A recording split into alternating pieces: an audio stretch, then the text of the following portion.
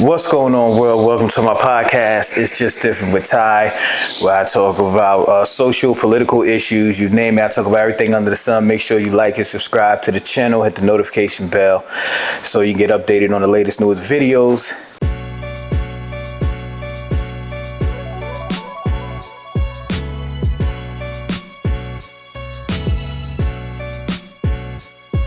Welcome to It's Just Different with your host, Ty.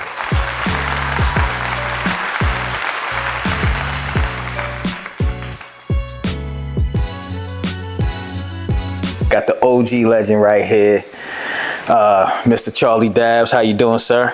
I'm all right, young man. How are you this afternoon? I'm blessed, man. It's about time we finally got together. It's been a few months. Our schedules, were off, but now we're here, so let's jump right into it. For those people that's watching that don't know, please tell everybody who you are, where you from. My name is Charles Dabbs, but basically people know me as Charlie Dabbs or Supreme. I was born in Brooklyn, New York, and I was raised in Peekskill. So when you came to Peekskill, at what age did you come to Peekskill? I was about 7, 8 years old, somewhere around there. And at that time, what was Peekskill like? Wide open. It was the typical town in the 60s, the 70s, You had the black ghetto, you had the middle class, you had a lot of stuff was jumping off in Peekskill, Peekskill is a small town, but it has a lot of activity. If you know where to go and who to see, you can basically get anything you want. And Peeky would. And Peeky would. Okay. All right, cool. Peekskill. So, talk to me about, your early childhood, growing up, family, brothers and sisters. Well, I have no brothers, I have no sisters. My mother was murdered when I was an infant, so I never knew my mother. She died while I was in the crib. So I never got a chance to meet my mother. Me and my father didn't get along, very abusive. We fought. I wasn't taking the abuse. He thought he should raise me one way. I think I should have been raised another way. So I ran away from home a lot. I was in the street. I ran. Parked cars, roofs, abandoned buildings, wherever I could lay my head. I was a young kid at the time, I'd break in something to get something to eat and candy or something, or hot dog, whatever that. I didn't eat raw hot dogs. That's how hungry I've been. So, that's what it was like. Drug abuse was rampant. Everybody did something, heroin, cocaine, marijuana, something, We wasn't really exposed early on to drugs how they are today. You had to look around, because a lot of the older black people looked out for the youth. If they seen you doing something wrong, they have permission to whip your butt, and then you go home and you get another one. Not like now. Yeah. Not like now. Now they want to go to the child protective custody. My mother hit my hand. She seen some of the objects I got hit with. Belts, poles, fishing poles, you name it. Hands, very abusive. And it made you that way in the street, because she wasn't going to take no jump. You had to take it at home, so I'm not going to take it out here either. But Peekskill was a pretty rough spot to grow up in. We had to fight. So, when you said you started gravitating to the streets, at what age? 'Cause I know you said you was young, but do you remember what age you was when you was out there in the streets at that time? And was there anybody? 9, 10, 11. Was there a role model? Someone older to say, "Hey, look, man, why are you out in the streets?" Did anybody try to take you in? Well, what you do is we had to hide from them, because if we seen elderly people, they would tell on us. They would take us by and bring us home, and now you stuck. So we avoided older people. We didn't want them to see, because somebody would call and say, you know, I seen that boy down there. Oh yeah, what was he doing down there? So you busted already, you know, and other parents had permission to slap you upside the head if they caught you doing something wrong, which was a good thing, because, you know, like they say in Africa, it takes a village to raise a child. And we don't see it at that time, but you learn a little something from everybody that you encounter as a child. Like they say in, let's say, psychology, they teach you that the first place you begin to learn is the crib or your mother's bedroom. You're looking around, you're curious. Then you go to the floor. Your mother might put you on the floor, let you, so now you experiment because you, oh, this is a new area, so you're exploring. Correct. So now you go from there to the porch. And from every step that you make, it brings you closer to the street. So now when you get on the porch, you nosy because you want to see what the older kids are doing. And next thing you know, you're in the street now. So now the older kids are telling you go home and you want to tag along. But they, come on, man, you know, and then you wind up seeing what they do, and that's your examples, you know? Were you ever, at that age, 9 years old, Yeah. were you ever, I mean, I can't imagine, but were you ever afraid for, you know, just, you're out in the streets, nowhere to go, you know, did you get picked on, bullied on? Was you afraid for your life at times? Well, Anything that things? I had to fight a lot when I was young. I was a little chubby kid, so I had to fight. My cousin made me fight a lot too, PJ. He said, you got to get tough. So I got tough. You know what I'm saying? Really, I wasn't really afraid. If the kind of guys that we hung out with, like, it wasn't just me by myself in the street. Sometimes it'd be me, Michael Taylor, Leo Burkett, PJ. We all ran away from home. So we out here in the street and we doing what we can do. If we got to break in the store to get some food, we gonna break in the store and get something to eat. If we got to go and rob this man's grapes and apples off his tree, we going to get them. We got to eat. We can't go home because what we got at home is ass whooping. They might feed you, but you will get that ass whooping. I don't want that ass whooping. So I'm going to stay out in the street.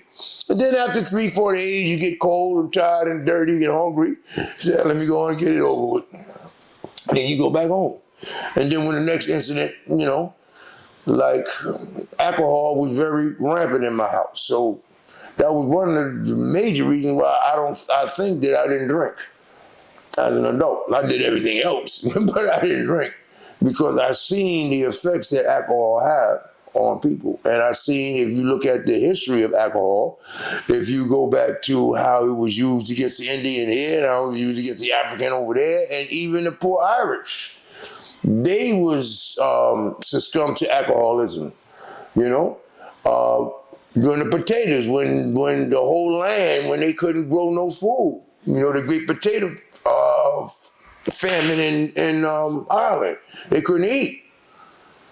So they had to take the potatoes and turn them into wine. Wow, how could you understand that? That's starving. You understand what I'm saying? But we have a tendency to look at drugs as a very bad, it is. But where we fail to realize is that every drug is natural. Heroin, cocaine, marijuana, all that shit come from the earth. What man does with it. Yeah, what makes it illegal? What man does with it? I was about to say what that. Go ahead. man does with it is he abuses it. There was a time when, you know, you couldn't even drink coffee. That coffee was a drug. You didn't know that the tea was an actual drug. They used to have coffee houses where you had to sneak to drink coffee because coffee is a drug. Caffeine is a drug. But what a man do? We abuse it. We use it for pleasure. We use it for diet. We use it to wake up. We use it for everything.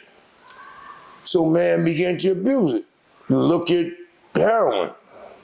Heroin comes from where? Morphine, what was morphine used for? Pain. People in the army, sick, shot, wounded. What do? Man, this shit feel kind of good. Man, it feels pretty good here. What doctor you got that from? And next thing you know, we got a heroin habit. Now, how you gonna support that heroin habit? Got to go to the street. Moms ain't gonna take care of it. Pops ain't gonna take care of it. Your wife ain't gonna take care of it. So you gotta find a way to take care of that habit. Now, imagine you got a habit and you got kids with a house. Woo, that's a lot of responsibility, huh? Absolutely. Yeah, it's a lot of responsibility. But so let me ask this real quick. Sorry, go ahead. You the boss. Nah, OG, it's all about you, man. So at some point in your life, right, while you out in the streets, you said you was out with certain friends and whatever have you, and y'all was doing certain illegal things. Eventually, at some point, the law gets into it, right? And there's only but so much time you're gonna get away. Someone's gonna say, "Hey, stop! Don't steal in the store," or whatever. If they even said that at all. At what point, or when in your life, or when was the first time you was incarcerated? When you went to jail from that early age? What you doing? About 11, 12, somewhere in there. Where did you go and what was that like? We went to Woodfield. It was right on down the bottom of the hill there from the county jail. It's still there. I don't know how it's still there. Somebody should blow it up, but it's still there. And up to 16. Up until 16. Yeah. And they were very, very abusive. They would beat us. They used to put us in solitary, give us a glass of water and a piece of bread. Yeah. Was that legal, or that's just of course, none of that stuff is legal. Just wanted to make sure, none of that is legal. If you look at the treatment that a lot of people have received in these institutions, it's not legal. I mean, you got shock treatment, you got dudes that they find their brain with Seroquel and Thorazine, and come on. And it's not to rehabilitate it, it's to contain them so they don't have no problems. So if you're Thorazine up where you can barely walk and you're slobbing and drooling, and how much problem could you cause anybody? So if they got half the population that's drugged up, then we ain't got to worry about that half. We don't got to worry about this half over here.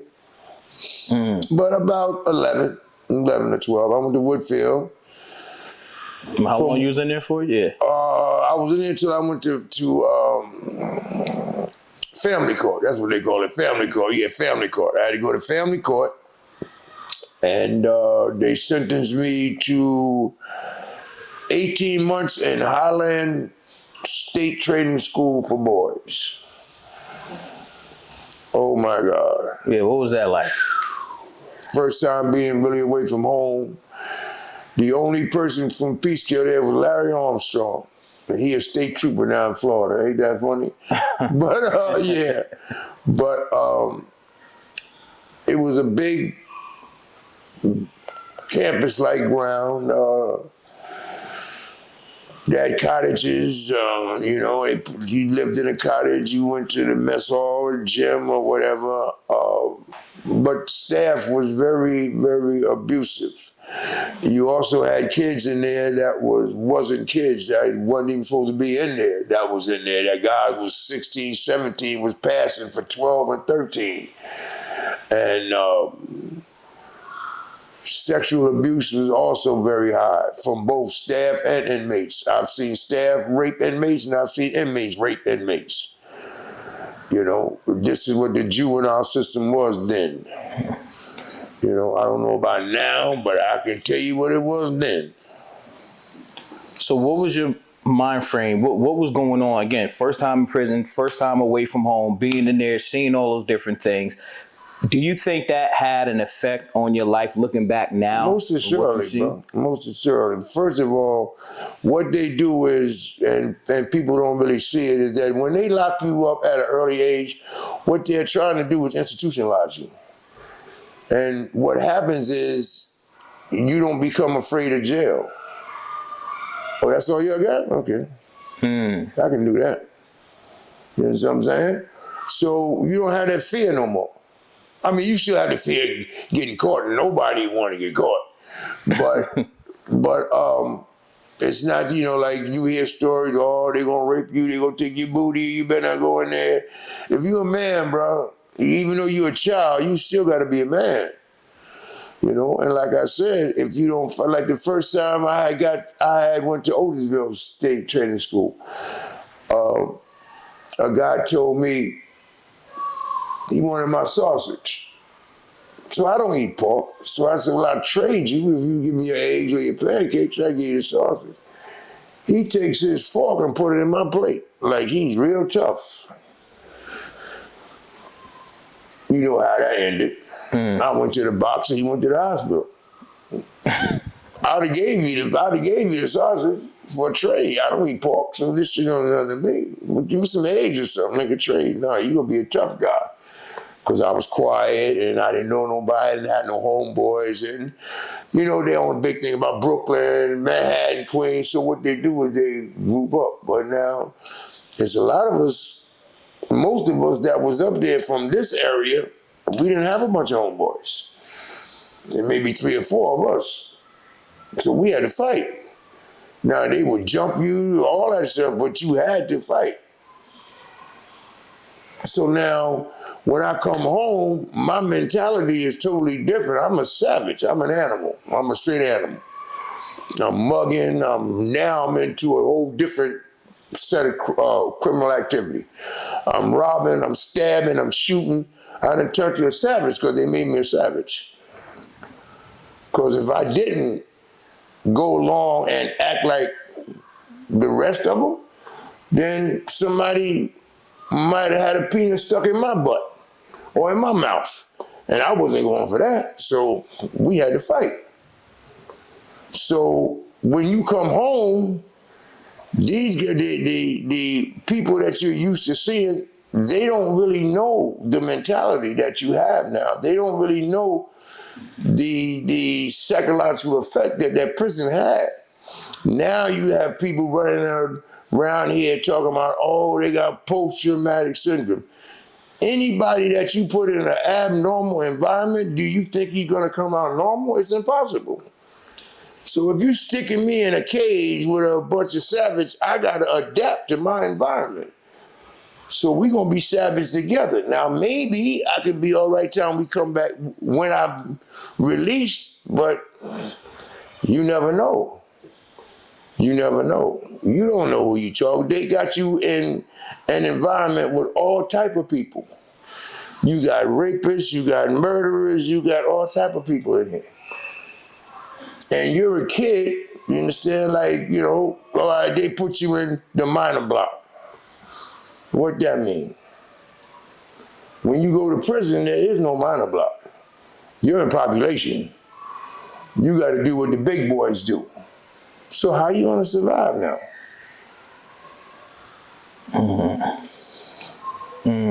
So just so we clear, when you came home the first time, it wasn't even a thought process to say, yo, I'm gonna come home now, yo, this was it, y'all, yo, like you said, MT, yo, it was real, man, yo, I'm gonna go to school, I'm gonna get on the track. It wasn't due to the fact of none of that, of what you experienced in the system. But now, you know what was funny, even in the educational system that we had today, I was thinking about this a couple of months ago. I should sue them, the Department of Education. Because you kicked me out of school in the 7th grade. No, let me rephrase that. You expelled me from every school in New York State in the 7th grade. They did, wow. Because I beat up the principal. Remember that big little paddle he used to have when he used to hit people? Well, when he pulled it out, I said, never mind, I changed my mind. He told me no. I said, homeboy, you're not hitting me with that paddle. He tried it, I guess, and I did him in. And they took me back to Woodfield. And I went back to Woodfield again. Yeah. But you don't think about school. All you want to do is run. You know, you want to run away from home. You want to run away from everything. Because you're a kid, you're confused, and you really don't have no place to turn. You have kids that's your age, what can they teach you? And half of them are living the same way you living. Their moms and pops is messed up. Their house is distorted. So they going through the same thing you going through. So this is why y'all click, because we got the same experiences. We living through the same thing. So this is how we click. This is what makes gangs so proficient, because they want to be among people. They want to be loved. They want to be social. At home, there's no social life. Now, we don't know what's at home, but it's obvious there's no social. I didn't have none at home. I wanted to get out of that house as soon as I possibly can. Like, I see these kids now, they stay in the house all day. You couldn't pay me to stay in no damn house all day. I'm gone. As soon as the door crack, I'm out. But I'm going to find something to do. I'm not going to stay in that house, play no Nintendo and all that. I'm out. I'm in the street, you know? And, looking at it as an older man, older now in your life. Yeah. You know, just to jump ahead real quick, we're gonna go back. Ahead, but you the boss. Do you blame anybody, like a family member or anything, of how your life, you know, would have been different if someone stepped in, or, you know, is there any, you know, because sometimes we often do that. My father not being there, sometimes I go, if my pops is there, and I still kind of hold that to this day with my pops. So I was just wondering if that's something that you look at and go, hey, if this was here, maybe I wouldn't have went to prison as many times, you know. I didn't deal with my family. They were bourgeois. They wanted to have a certain class. You know, they wanted to be recognized as certain people in the community, and that shit didn't mean nothing to me. I wanted some money and some drugs. You worry about that status. I'm worried about filling my pockets up and getting high. So we was going in different directions. You understand? Nobody in my family had ever experienced what I was going through. I was the only one. You see, I was the only one. Now, I had a cousin that was going through similar problems at home, but he could go home. I couldn't go home.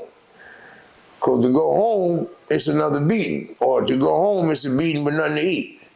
Go upstairs, you don't need to eat. I don't need to eat. How can you tell a kid that? So when folks say, well, how do you get this rough exterior? Why do you always look mean? Because goddamn it, I was always angry. I was always hungry. I was always something, cold, something. There was always something going wrong. So, of course I'm going to be antisocial. Of course I'm going to be violent. What else is there to do?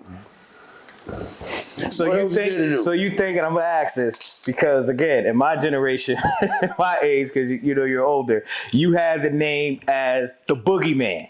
This is what they called you. Yo, that's the Boogeyman. That's the Boogeyman. I'm just telling you, man, that's the Boogeyman. Leave him alone. Do you feel like that was warranted? Again, what do you mean by the Boogeyman? They was just mean you was someone not to be messed with, someone that was just crazy, violent, you know, for no reason. This was the. You know, people probably romanticize with that. Again, this is in my generation. The same ones that told you that action, what'd I do to them? See, I had a bad reputation all my life. All my life. Even shit I ain't do, I got blamed for. So I don't care. I didn't care. As long as you left me alone, me and you was cool. When you start the bullshit, I'm going to answer the call.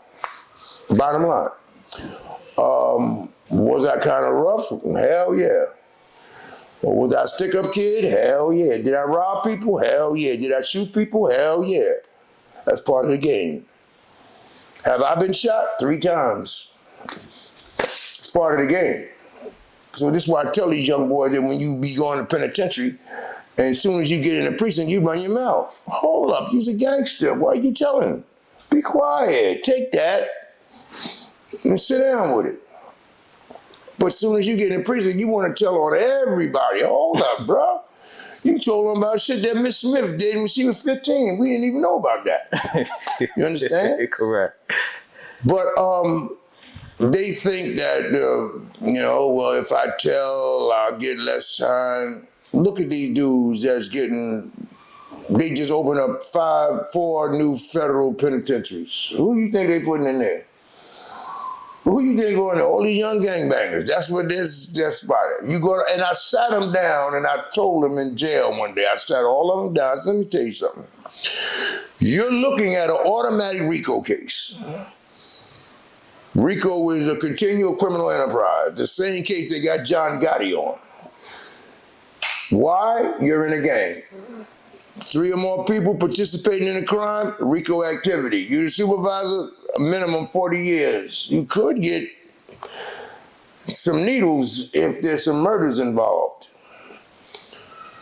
But now you get out here and you live this life, but when it comes time to pay the piper, you don't want to pay the piper. See, I went to jail twice for some shit I ain't do. I ain't open my mouth. But I knew both times who did it. But that's how we was taught. You don't rat. A rat is just, come on, bro. How you want to get out here? You participate in all this shit. You lived it up. You partied. You drank the champagne. You sniffed the cocaine. You had the girls. Okay, we got caught. Now let's try to find a way to get out of this shit. And me telling on you, we're not getting out of here.